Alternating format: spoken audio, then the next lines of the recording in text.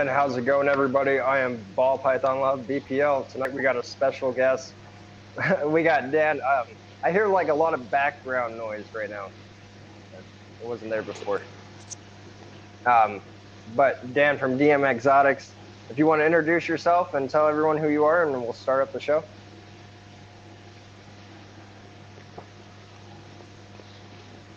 Can you hear me? Your audio is like in slow motion. It's like slowed down, super, super slow. Like bad?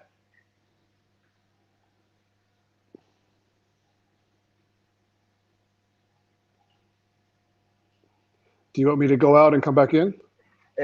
Let me go out one time and I'll come back in. It might be me. Your audio is like super slow motion, like slow, slow, slow. You sound like an alien.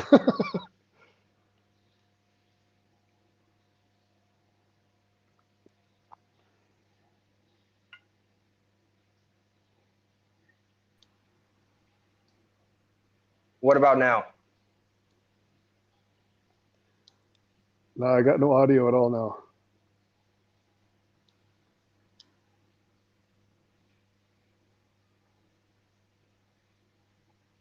That is so weird. I don't know what's going on. Maybe try leaving and coming back in.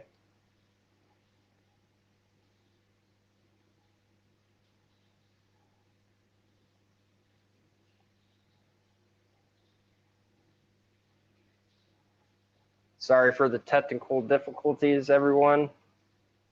I'm sending a message on IG. Hopefully that'll help.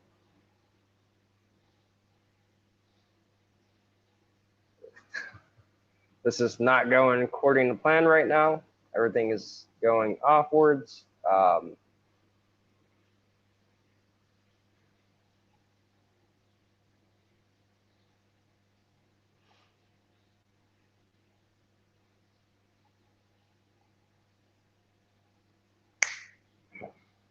Can you hear me? I heard you.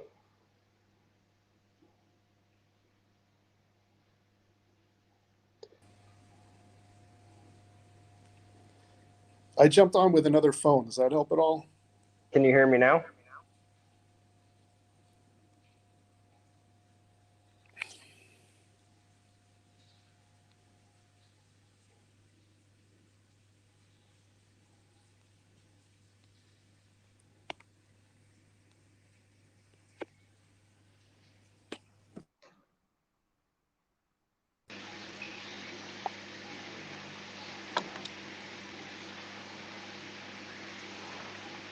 Can't hear you. I'll check back with you, BPL. I got some audio now. Hold on one second. You got audio now. Okay, cool. I do. That I don't know what's going on. I don't either. I jumped on with another cell phone, and I think it's working with the other phone. Yes. I hear you. I see you. Can you hear me? Okay. Can you see me? Okay, good. So I got two cell phones. Hold on a second. I connected with the other phone. Go with the older phone for some reason. That one wants to work. All right. I think we're good. All right. So you hear me now and everything? I do. Before you were just like your voice was slow, slow, slow. I couldn't even make out a word. But we're good now. I guess this platform wants the older iPhone. So whatever.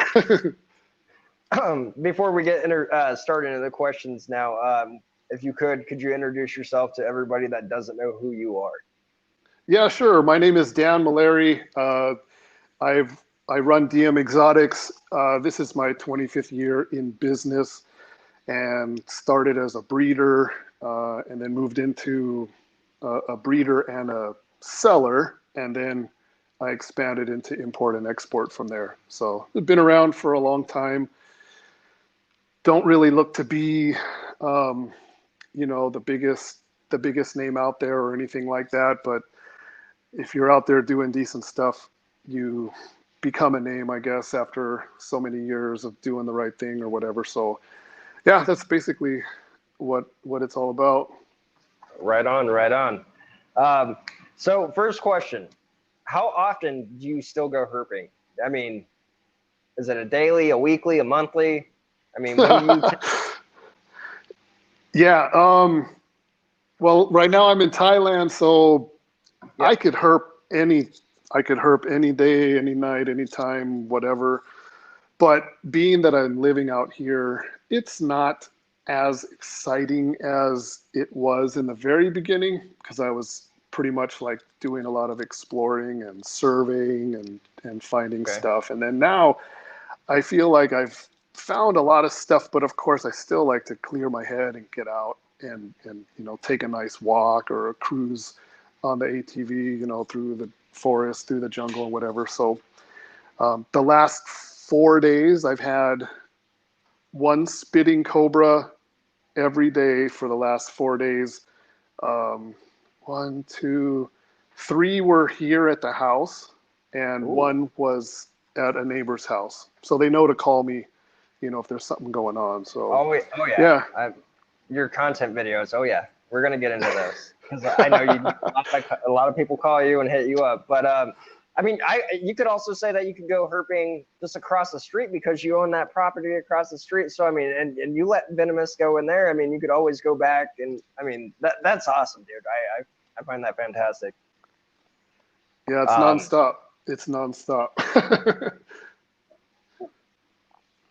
so what is one of the craziest things that you have caught while herping in America, but also in Thailand? Like, can you give an answer for both?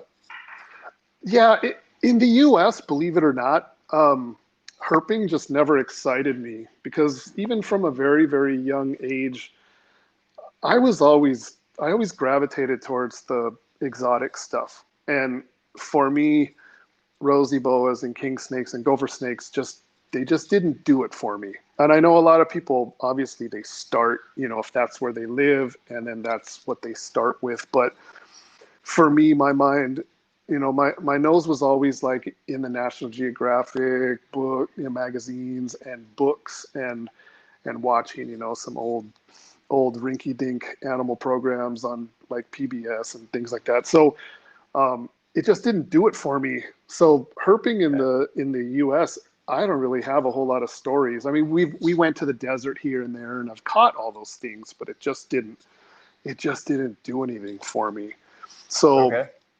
coming out here though, I've caught here in Thailand anyway, I've caught retics and red-tailed green rat snakes and pit vipers and spitting cobras and all kinds of stuff. I mean, I feel like I've caught a lot. I don't want to say I've caught it all, but I've caught a lot of stuff Oh, you out have. here. Yeah, so yeah, and there's no one favorite. It's like Hmm. my favorite is the one that's in my hand right at that moment. And it doesn't matter Okay. like what it is. I have so much admiration when I find something in the wild that's my favorite right there at that moment. And it doesn't really matter too much what it is. But now there's a lot of exciting stuff. And I'm not a venomous guy. You know, I'm from California, so we can't have venomous there. So uh, I'm not a venomous guy, but it's cool. It's cool to find that stuff. To me, I don't rank things on a different level based on if it's venomous or non-venomous or if it's dangerous or if it's harmless or whatever. It's just it is what it is. I'm not Hmm. trying to catch stuff and like do showboat stuff and just do all No, this nonsense. It's just whatever I come across, like I'm gonna probably check it out and get some photos and get some video and then let it go and then go on to the next thing. like your world's biggest hater. You remember that one? Yeah, right. Yeah, yeah. Haven't seen so any of those so far. Not on this it, return trip it yet. was a rat snake, correct? Yes, yeah. So here's something for you, and you've been certified for your scuba diving license since you were 14. Can you tell us any kind of like, have you seen octopus, sharks, anything like huge where you're like, wow, that was amazing? Or even Um, small, like maybe seahorses. I don't care. Yeah, I was really into sharks. It was a really big thing for me. And my dad, his goal was to get fish. So I'd be out, doing, trying to attract sharks, So I've seen some crazy sharks, in my day. You're out there just floating in the middle of the ocean and, you know, throwing stuff out there and attracting things. Yeah, I mean, we've seen whales and huge schools of dolphin pods of just all kinds of crazy stuff. I remember, here's one story. If I, it's so long ago that if I start talking and thinking about it, all these memories will start flashing back to me. But one time where we were on the way to from Long Beach and we're jamming. We were, the boat was up and we were going really fast, and we hit something, and it just like up out of the water, pretty big, whatever we. So we circled around, checked the engine, make sure there's no damage. It knocked like some kind of a plastic off the prop, or something, but it didn't. It didn't disable us. We hit a sunfish and one of those mola mola, those really goofy looking giant, it's like a big disc with a fin on the top and bottom, and kind of anyway, we hit one and really hard, and we stopped and we looked at it. You can't eat them, and we just felt really bad. There was nothing we could do, and as we watched that thing kind of spiral down into the depths and was bleeding, a couple sharks rushed in, and went at it. And so I remember that because I like was totally into sharks, and my dad was like, Right on. "Get the F out of here! I'm out of here!" Like gone, And I wanted to check it out, but just all the weird stuff like that. You spend some hours on the ocean, you see a lot of weird stuff. Right on. So just to let you know, so we're having a little, and I hear it too. Keys brought it up. Something with the mic is breaking in and out on your end. Can you hear me? Okay. You were also breaking it up a little bit, but I can hear you now. Okay, yeah. Okay. In Costa Rica, do you remember the bicolor you saw? The one that the it was a good like foot. It was the scorpion. It was like. Oh yeah, on the tree, Have you yeah. have you found bigger than that, or is that like one of the biggest ones you found, if not the biggest? Because that thing was like a good foot. Looked like that thing was huge. Yeah, it wasn't. It definitely wasn't a foot, but it was pretty good size. The tails on those are super long, so it adds a lot of length to it. But Yeah. no, not really. I mean, if we took a black light out there, we would, like if that was the target, I'm sure we would see a ton. But if you don't have a black light, it's just sort of by chance if you come across any scorpions. Here, I have a black light with me out here, and I've gone out and I've looked and all that, and there's a lot. There's a ton. Not that species, of course. It's the Asian black forest scorpion mostly, and there's some smaller guys, but we have a huge one that lives underneath one of the concrete pilings that our gate slides up to and locks up against. And right at the bottom, there's like a dirt hole, and there's a big Asian forest scorpion that hangs out down there. I've seen it a few times, but I don't mess with it. I just leave him in there. He's kind of hidden away real good where people aren't going to bother him, so I leave him alone. Okay. Okay. So, has there been any places that Dan has not gone herping yet and still wants to go? Oh yeah, there's tons and tons of places out here that I want to go. Not to the point where, I've herped in this country, I've herped in that country.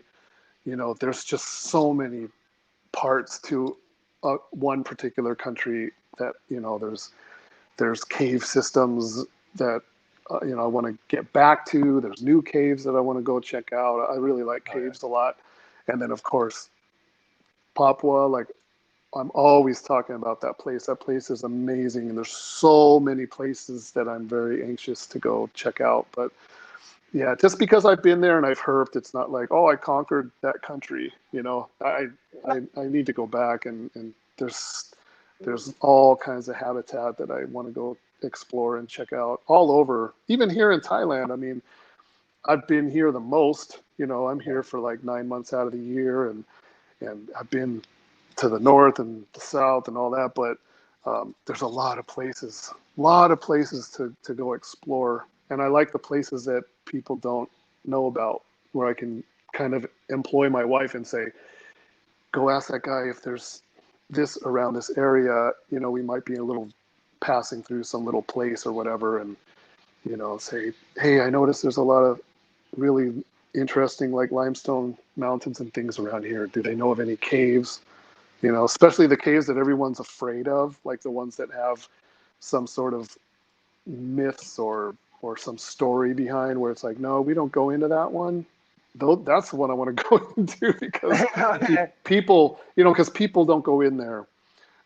Once you have a cave where a lot of people go in and out of, then the animals kind of bail on it, and they'll look for a better spot. So now, are they leaving those caves like spiritual beliefs, or is that more like dangerous, like this thing could collapse at any moment? no, not really. It's usually has something to do with ghosts or evil spirits or whatever, you know, some cultural thing. They believe that there's a spirit that inhabits basically every single cave, and they'll put like little like spirit houses in front of it, and they'll give offerings and all that kind of stuff to almost every single cave. But if you find a cave that doesn't have that in it, and that means that people kind of don't even really know much about it, or haven't even, you know, we found some caves by way of guides and things where it's like, nope, we're the only ones that have, you know, been up here. And that is super exciting, you know, kind of scary too, a little bit. You get a little bit anxious when you're, you know, walking through there. But yeah, but no, it's awesome. It's awesome. There's a lot of stuff I want to check out. Okay. Now, is there a certain cave, before we go to the next question, a certain cave that you went to that you were like, wow, like definitely 100% need to come back to this one because you found a certain something you liked, or was it just the way the rocks looked, or, you know? There are two, and one of them is in Flores in Indonesia, just sort of near where Komodo Island is. There was a really nice, pristine one that people weren't going into, and then there was another one here in Thailand in one of the national parks. Both of those have since been kind of found out, and the one in Thailand is now like a tourist stop. So the last time we went in there, they had a ranger station now posted at the like part where you would start on the trail to that cave. You can only go in there with a ranger escort, and you know, and I think there's even some lights and stuff installed now in there. So that one, I scratched that off my list. And the one that we went to in Indonesia, I see it sometimes in photographs, and it's not the Istana Ular that everybody goes to. That one is pretty well visited also, but there was a different one that was very remote, and I don't know. I mean, I'll go back and check it out for sure. That's one of the places that you want to go back. Leave it remote, man. You don't got to say that online or anything. Like, you know, keep that to you, because, you know, once public finds out, that can ruin the whole cave, and then, you know, Yeah, like you said, they're exactly. Any of your what is your favorite venomous and non-venomous snake? That is so hard to answer. I don't even know. It's weird because I'm at a point in my life now where I'm I'm torn between keeping reptiles and just observing reptiles. And I'm in this strange, I've been in this funk, you could say, for the last several years. And it gets a little bit more intense the older I get, you know, where I'm kind of like, because before, like for example, okay, so you do your podcast and you're interviewing all these hobbyists, right? These people that are keeping animals, and not a whole lot of them are doing field stuff. So For those people, it's very easy to answer that question because they can just real quickly just, Correct. say, oh, I really enjoy keeping this, or I really enjoy keeping that. And it's for me, I'm like, I'm starting to not enjoy keeping anything. I do, but it's just creates some turmoil. So it's a really tough question for me to answer. I mean, I have animals that I really enjoy working with and keeping in captivity and stuff, but those same animals I'm starting to encounter over the years in the wild. And Yeah. then it becomes so much more pleasurable to see an animal in the wild, the same species. And then you go back and you start looking at the ones that you have in cages after you just caught one and filmed it and released it in some nice forest or whatever. And then you start looking at your own animals and you're kind of like, hmm. It just becomes it's turmoil. So it's a tough Okay. question. I don't know. I like my colubrids. I like my rat snakes and all that stuff. For venomous, I mean, there's nothing like a king cobra. That's an amazing animal for so many reasons. But you know, but seeing him in the wild is a special thing too. And you're probably leading to another question. I've never seen a king cobra in the wild myself. I know they're around a little bit in this area, not too much. They're more to the south and stuff. But um, I also don't keep those in captivity, so Okay. it won't cause it won't cause turmoil inside. If I'm like going, but wait, I have those in cages and I just saw this one or whatever. So it's a tough question for me to answer. I like everything, you know. Okay. I'm just gonna. The next one was the kind of the same thing, favorite monitor, but I take that. I mean, you've seen the Komodo dragons, you've seen Asian water monitors. I mean, you've seen mangroves, and all that. So I mean, like, so Well, here I can give you kind of a quick answer on that. In this area, there's if we head to the city, the closest city, it's a small city. There's a side road that we can take, and we have a local veterinarian, a younger guy, and he likes to jog. And so he told us, he says, oh, almost every morning I see these monitors on this little side road, a paved road, um, basking when I'm jogging. I see them almost every time I'm running. For sure, if you go down this road, like you'll see them depending on the day or whatever. So those are nebulosa. Those are clouded monitors, and they're not in the hobby. They're they're like they're I think they're ESA listed, CITES 1, like they're a hands-off species. Even here within Thailand, you don't want to get caught with having any of those in a cage or anything, even an outdoor enclosure. You get in a lot of trouble. They're highly protected. And they're not in the okay. hobby. And we've driven down that road and we have seen them basking on that pavement. And uh, I have so many video ideas. I would love to go try to film and whatever. It'd probably be very difficult, but um, those are something that are very special to me right now, especially Okay. because they're not in the hobby. And they're a really interesting animal, and I think a lot of hobbyists probably don't even know that they exist unless you're like a hardcore Varanus person, you know? Okay. Yeah. So, it, here's another herping question for you. Is there anything you haven't found that you really want to try to find at least once? Yes. The Pataeus carinata is something that I really need to find. The giant keeled rat snake that I feel like I'm kind of the godfather of that species because I brought them into the hobby and I bred them and they're rare, and right now they're even more rare, like but now everybody kind of is familiar with that animal. So there's a lot of talk and chatter about that species, but I need to find that animal in the wild. It's just something that I need to Okay. do and feel like that's missing from my repertoire. Okay. We have some family friends that live, uh, well, I could probably get there in about 10 minutes on the quad, but they live near a river. And so they have seen one, a really big one that that stays in some hole. And they told me like 2 weeks ago they put a stick into the hole, and that thing was huge, and it screamed out of there like it was super fast, like lightning. But I gotta find one of those. I have to find one of those. The day that I do, like my life will be complete. Sweet. That is awesome. Yeah, yeah, So not to put you on blast or anything like that, but you sure. have to choose. I need you to choose one or the other. And these are both snakes you got to see in person, close up. Like, and I'm shocked how calm both of them were. Oracle or numero uno? Oh,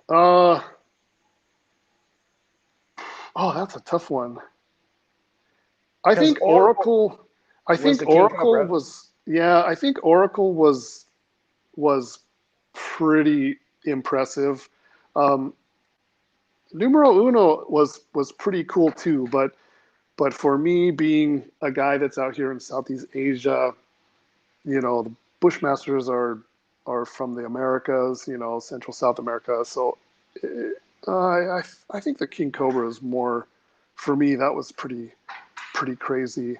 I think also like the feeling of putting your hand on it, it was kind of Okay. like numero uno was kind of like, yeah, that's cool, like I don't know, but the Oracle is just a bigger, more imposing animal, and of course Southeast Asia and the whole thing that goes along with it. That animal was pretty impressive.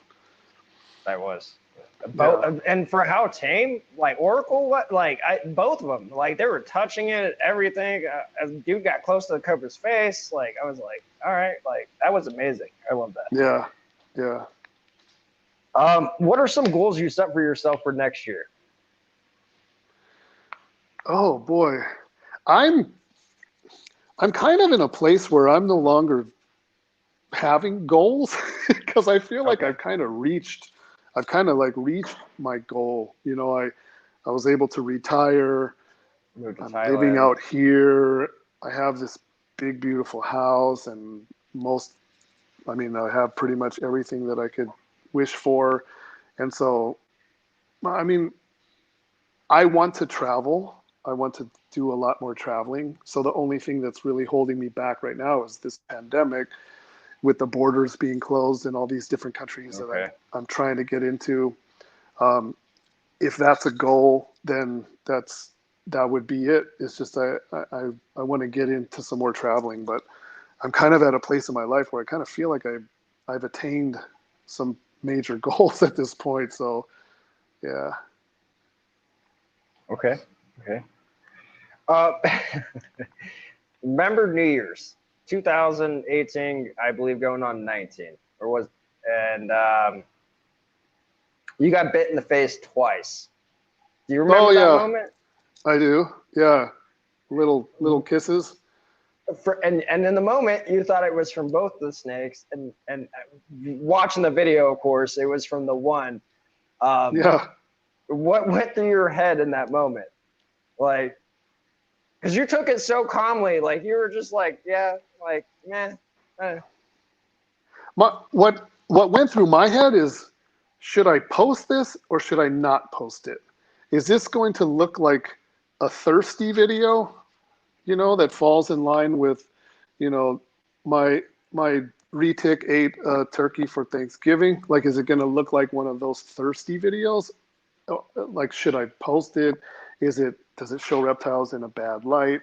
And then I reviewed the video, and then it wasn't like a menacing thing, and it barely even did anything to me. So I thought, nah, that's not gonna that's not gonna hurt any image or anything like that. But I can tell you that I took a bite from a big scrub python on my hand that was brutal. And Yeah. after I got done bleeding all over my snake room floor and Apple freaked out, I had the whole thing on video, and it was about 30 minutes later, and I never even watched the video. I just deleted it because I didn't want to do damage to the hobby.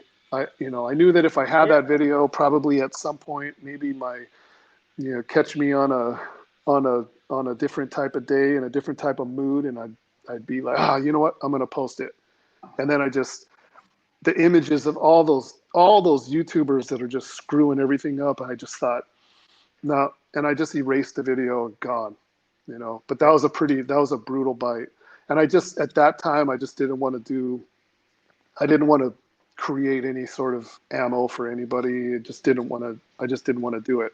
But that video would have gotten a ton of views. It would have gotten a ton of views, I guarantee you. And probably with all the blood that was in it, YouTube probably would have demonetized the video. But yeah, doing what's right. But those little goofy nips from the Splodies were, I deemed that to be not like a damaging thing, so I went ahead and posted it. Okay. I mean, I understand why. So do you prefer live? Because I know you've had clutches in your time, but you've had both. You've had live and you had eggs. Which one do you prefer a little bit more? I would choose eggs only because most of my favorite animals are egg layers. But Okay. but beyond that, you know, like I always thought anytime I was able to get anything to What's up, reproduce Max? successfully, awesome. You know, whether baby boas or egg hatching or whatever it was all. But based on is what I like to work with, they have to be almost all layered. So I have to choose eggs. Okay. Am I still coming in clear for you on audio? Yes. Okay. What was the landmine how was that feeling when you caught the landmine? When I mean landmine, you know, the Malayne pit viper. So, because when you grabbed it, it was calm, right? But the moment you were going towards the bag, it came back and tried to get you. Yeah, that. It's hard for me to explain. When I was young, and you know, if I went out in the desert and I caught like a rattlesnake, my heart would be beating out of my chest. You know, this is dangerous, it's exciting, I'm nervous, I'm scared, and all this other stuff. Over all the years of me dealing with all these animals, I am incredibly calm when it comes to that non-venomous. It doesn't really change me at all. So it, it was exciting. It was venomous, but it was exciting because I'd never seen one before. Well, that one was the second one. I found one. Well, I think referring to the smaller one on the road, but the one that swung back on me was that big one that I ran into the forest. My mother that found it, and that was So an animal. So that was exciting. your audio is coming in and out. Yours is too. It could be the back if there's any background noise. I mean, that could be it. I mean, that's all I could think of. To the router, I have two signals on the router. I could jump to the other one. If you don't mind trying it, I guess, because it's like No, no it's problem. going. Yeah, no problem.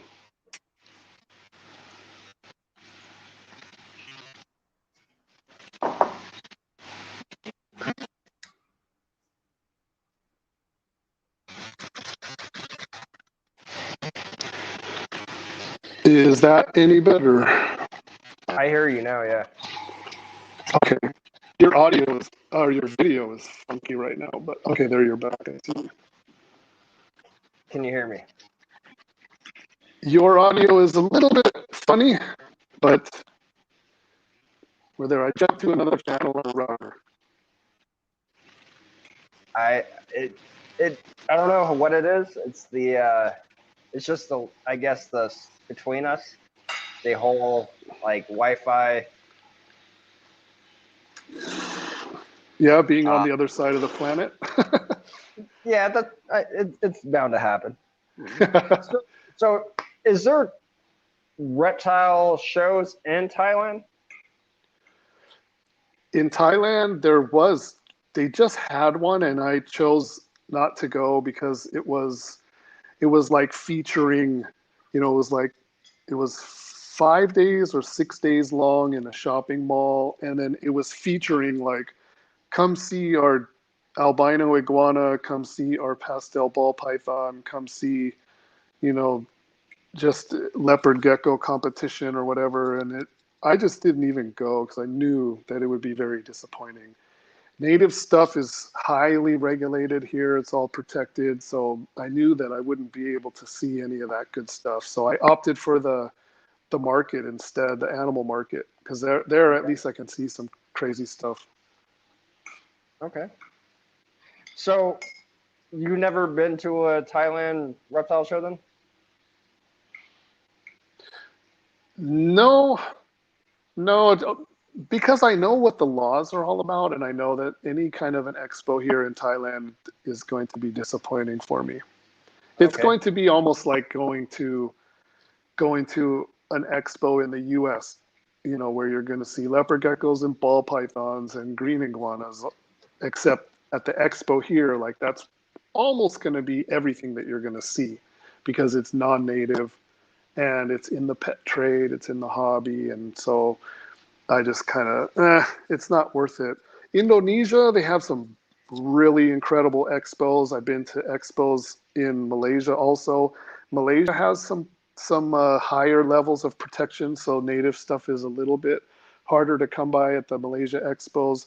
The Indonesia ones used to be amazing, but they have also sort of enacted some native rules and regulations. So now a lot of that stuff you don't see so much, but you can still see some cool stuff. Indonesia is still by far the better place for expos, definitely. Now, would you prefer the U.S. expos over the Thailand or the Thailand over the U.S. in any certain way? Um, I would go to Indonesia for an expo in a heartbeat, just because. I mean, how many hundreds of expos have I done in the U.S. You know, and I already know who's going to be there, and the vendors, the customers. It's like all the same people. It's the same thing, kind of over and over and over again. And so there's not a whole lot of diversity. So for me, it's kind of boring, you know. But Okay. Indonesia's cool. Indonesia, you see some wild stuff. Years back, you know, you would come across some, you know, Indian species, which, you know, were questionable, you know, how they got there. But there's a lot of really cool stuff sometimes. Okay. Yeah. Sweet. Um, I got to bring this up because it's on your channel, a few videos. What was your favorite experience hanging out with David Kaufman? And I mean, you got him to try durian, and that shit was, I'm not going to lie, he had me laughing my ass off when the video started because he's like, either one, this is going to taste like shit, or two, this is going to taste really good. And I was like, all right. And he loved it. I was shocked. Yeah. I Yeah. You either like it or you don't like it. It's not, usually you don't come across people that are kind of like, it's okay. You know, you either really like it, usually, or you gag and don't ever want to put that in your mouth again. One or the Okay. other. Yeah. But hanging out with Dave, what was one of your greatest moments hanging out with him? Um, I don't know. It's greatest moment. I'm not sure because to me he's just like a fellow like YouTuber guy. It wasn't like I was awestruck, you know, like, oh my gosh, I have Dave Kaufman No, here with me, you right. know. I mean, is there anything maybe you caught with him herping that was like, wow, like of all guys, like it was cool to catch it with him, or maybe it was off camera and you guys went out and did whatever, or you know.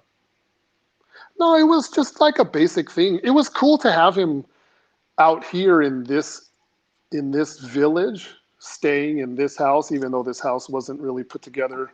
You know, the house was built, but we had to, you know, before he got here with his buddy, you know, we had to make sure we had mattresses on the bed frames and all that stuff. So the house was a little bit bare. Our kitchen was bare, but it was really it was wild to have him here in this little village where we Okay. were, using Apple's brothers to take us out and find stuff, and it was just cool to be able to share that experience with us, because we try to share it through our videos, but being here is a totally different thing. And then, when I would see him like step out onto our balcony, our second floor balcony, and look out into the forest right there, and he would be like, man, you did it right. You set yourself up really right, and like that felt good. That felt good because he was taking it in, the silence and the skies at night. There's no like light pollution from the big city. You can see stars and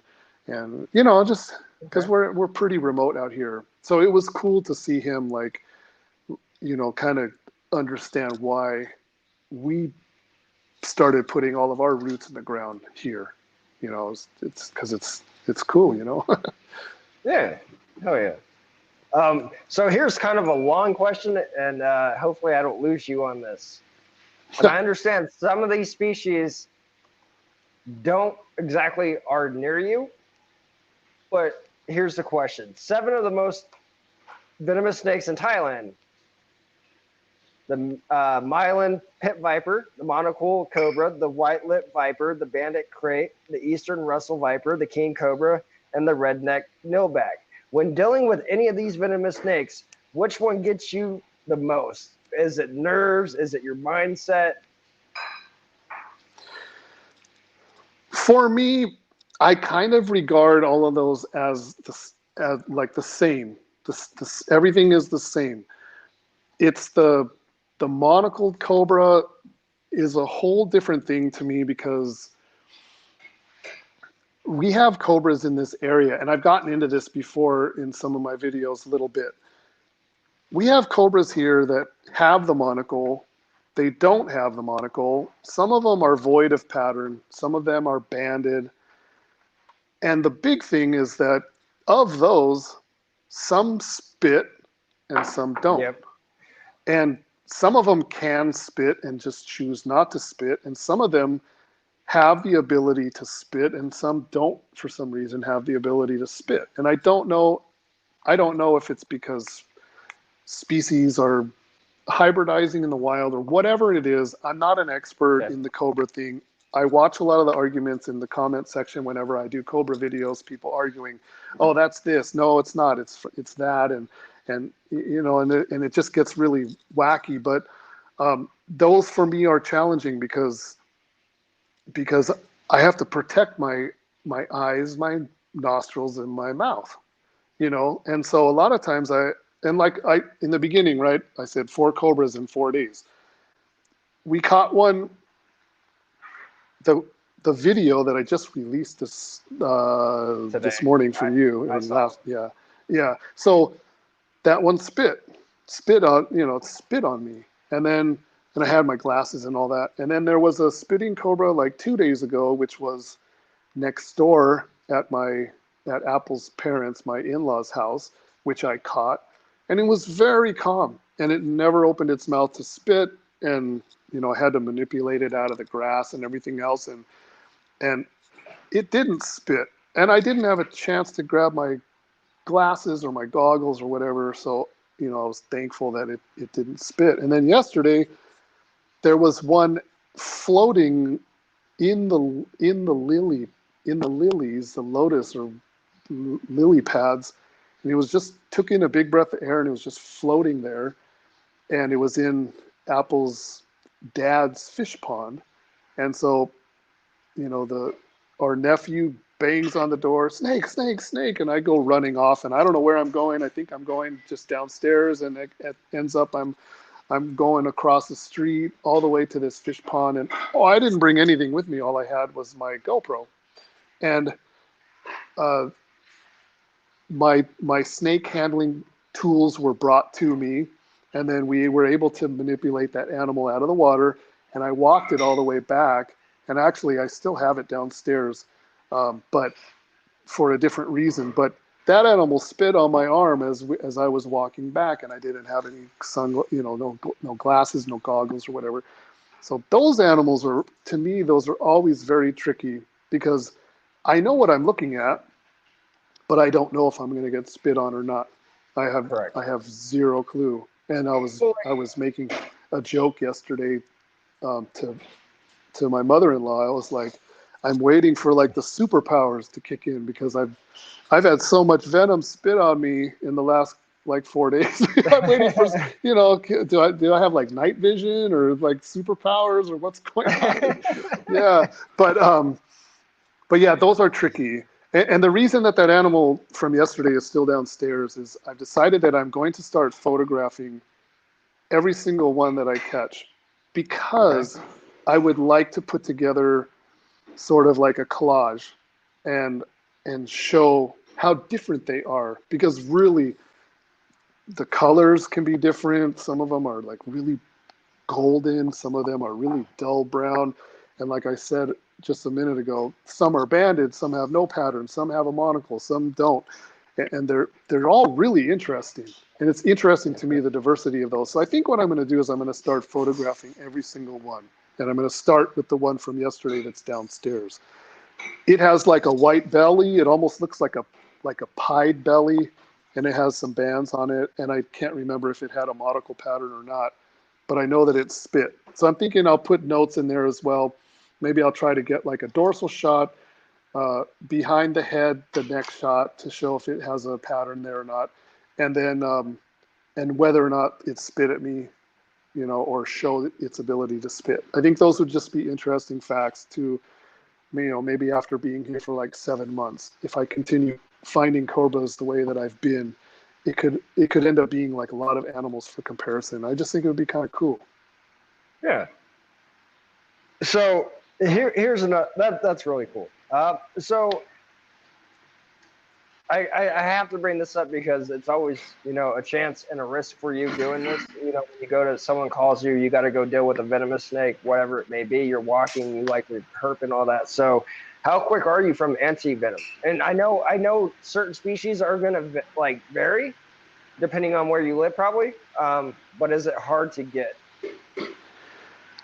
I think I'm probably very far. I think like there's a little clinic really close by that I'm sure they don't have anything. It's like super basic. Then there's a small hospital in the city, which is about 15 minutes away. And I also don't think that they're very well equipped. So if you're talking about getting to the nearest hospital, like a nice private hospital, whether or not they have anti-venom or not, that's a whole nother story. They probably do not. But I think if you need some medical care, um, probably 25 to 30 minutes out. And Damn. because of the way things are here, it's probably going to be me driving myself, just because a lot of people don't know how to drive cars here. It's all like motorbike and stuff. So I don't know. The key, of course, is to not get bit, and I pray that there's never some sort of incident like that. And Yeah. and I'm not like super well equipped here either. I don't have the proper venomous stuff. I'm just kind of I'm trying to I'm trying to I do this for the animals because I know that if I don't intervene, they're just going to get killed. So I would rather Correct. like put myself in between and use my hook and my short little Was that, grabbers. I don't want to ruin your new video, but I believe that was the one today with it getting stuck inside the like laundry ham thing, and Yeah, then you cut it out like yeah, yeah, that. Whew. yeah. Like that was a weird scenario. That was very strange because I'm looking at it going, how am I going to do this? And then you're thinking it through. You're like, okay, let's see. If I do this, if I do that, and then in the back of your mind, you also know that you're going to get criticized for whatever you end up showing on your video. So, and I don't want to set a bad example, and I'm certainly not setting like the best example, but I just kind of do I just kind of deal with what I deal with. I wish I had longer grabbers. I bought longer grabbers for this to bring back here, but Okay. they're too long to fit in my luggage. They're like just 3 inches too long for me to get that zipper closed. And so Oh. I just shined it, you know, and that's the problem that I had all along. It was like, if I could just have grabbers that are like 3 inches shorter, they would fit in my luggage. And then, you know, usually packing and everything, it's such a stressed out thing, and you just end up whatever, tossing it to the side and just like whatever. so Okay. so I have those short grabbers, and those are definitely not ideal. But you know, I wish I had those venomous bagging things, and it was something that was on my mind to order, and I just didn't get around to it because I had so many other things going on. And so yeah, so I'm still back out here with the same, you know, goofy equipment, the pillowcase from the store and all that. I might try to. I was thinking about it last night actually. I was trying to think about how I could sort of come up with my own like bagging thing that I could finagle and put together here. Maybe hire somebody to sell some longer bags and somehow get them to mount on like a triangular ended thing, you know, to keep the bags open so I can just toss animals and just do a twist. So, but no, it is what it is. My channel's not sponsored by anybody. If anyone has a problem with how I'm doing things, then hey man, send me some stuff. Ship me some equipment. I'll be more than happy to use it, you know. uh, I get that, man. I no harm in foul. Can you hear me okay? I hear it breaking up again. Yeah, you are as well. Just wait a minute, it'll go away. Yeah, I think so.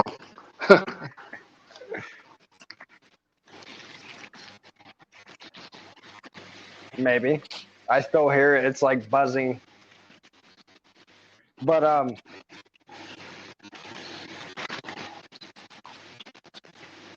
can you hear me?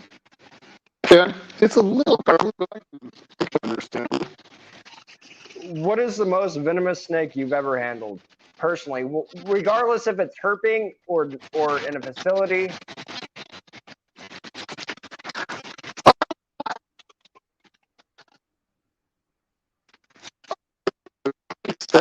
Here or some of the Calliopus, the coral snakes in the facility in Malaysia, those are supposed to be pretty toxic.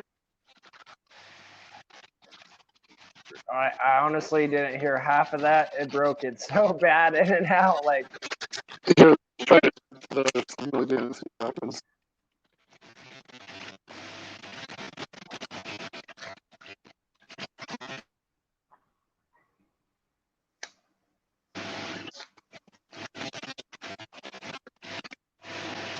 Okay, I jumped to the other channel. Any better? I hear you now. Okay. so, so what was the most venomous snake you ever handled?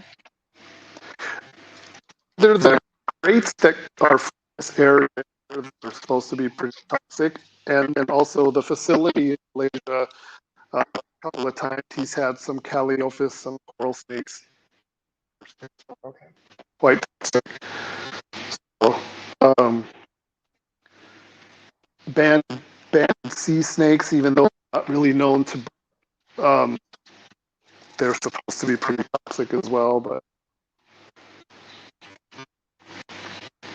So I got you almost for an hour now. So I have two last questions, and that's it. What is the biggest motivator for you? the best motivator, Motivator, yeah. oh man, that is a very, very difficult question. Um, I feel like I try to be a motivator for other people so much that I'm not really motivated by other people or things. I just want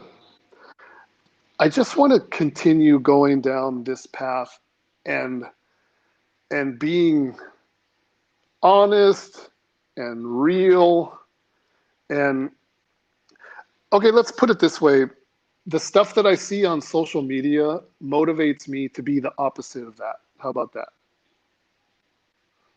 I could see that because your IG, you only follow 10 things, and it's no one in particular. It's like Net Geo and National Geographic.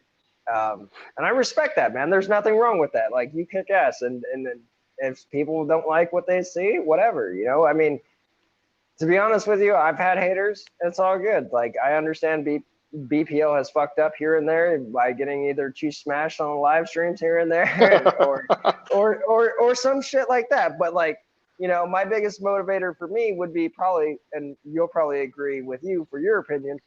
For me, it's my wife, because if I don't have her supporting me, I probably wouldn't be here.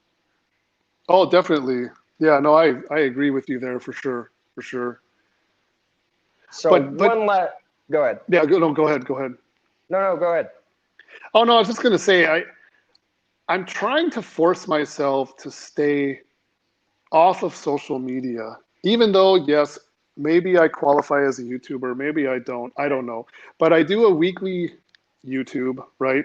So Yeah. it's just it's strange probably for me to say this, but I'm trying to stay away from social media and just continue putting out my own content without exposing myself to other people's content. Because when I was working, I didn't have a whole lot of time to consume content, right? But now I'm out here and I have a lot of downtime, and it's real easy to pick up the phone or whatever and just start scrolling through stuff. And you know, and all I'm doing is just rolling my eyes, and it's, dude, it drives me nuts. And so I'm trying to like not consume content and just put out my own content. As weird as that may seem, it's like I'm trying to put out content, but at the same time, I don't want to see anybody else's content. And it's a very strange thing. It's not a recipe for success by any means, but I just can't do it. You know, 2 days ago, like the latest thing that kind of like got me fired up is, you know, I see one of the big name YouTubers and he's got some Instagram girl with him, like decked out in Gucci from head to toe. And they're going around the little zoo and showing off all these animals, and she's doing her little act. And it's like, why? Why? I mean, I know it's good for social media, but it is just nauseating to me. And so for me, for my own personal benefit, I'm trying to not consume content, especially content like that. Okay. It's so degrading. It's so insulting. It's like, why? It makes no sense to me. So I think those people are motivating me to be the opposite of what they are and what they're doing and representing. Oh yeah. So final question. Yep. And I had to reword this a few times because normally, you know, I do ball python love. I have breeders and all that, like ball python wise. And so you chased and followed your dreams, man. I mean, you went through working your ass off your whole life, and you got what you wanted when you retired. You moved to Thailand. What is something you could leave behind to somebody that might be watching this later down the road that you could tell them to help them inspire keeping their dreams afloat? It kind of goes back to, I mean, there's many ways to answer that question, but one of them kind of goes back to the previous question and how I answered it. What you Correct. see on social media, like, don't fall into that. I know there's a lot of young people, there's a lot of lazy young people, and they just want to find that easy way to make it, you know. And what you see on social media is, it's like, some people do make it, of course. You know, some people figure out, you know, how to dazzle everybody and become successful, but work, like, be prepared to work for what you want, right? Because I worked just like you said, I worked my butt off, and in 2017, I retired a year ago, but in 2017, I had excess proceeds from my business, and I just decided to start building this house, with that money. But while continuing to work, of course. So, doing the 9 to 5 and the overtime and all that kind of stuff. And I worked for what I have. And I feel like sometimes what you see on social media has younger people fooled that, yeah, you just do this and they just hand you money and like you don't really have to work for it or whatever.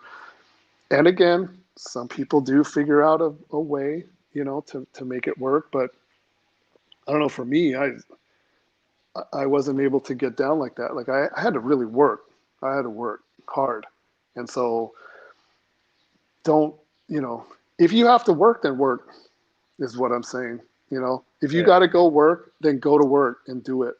But don't fall prey to those videos and all that social media and stuff, because that isn't always the way it works. Most people are out there working and busting their butt, so Totally agree. yeah. I totally agree with you, Dan. I truly do.